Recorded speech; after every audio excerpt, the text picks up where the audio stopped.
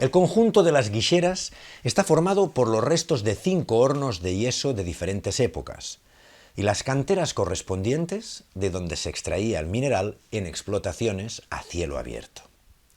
La primera noticia escrita de la presencia de yeso en Suria es del año 1379 y a partir de 1591 aparece el oficio de yesero en Suria.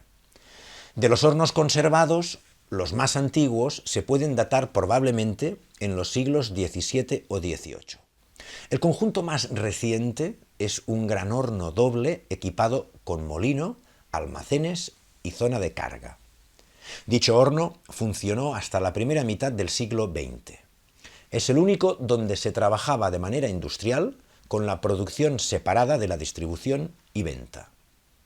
En todos los demás hornos, la producción se realizaba bajo demanda.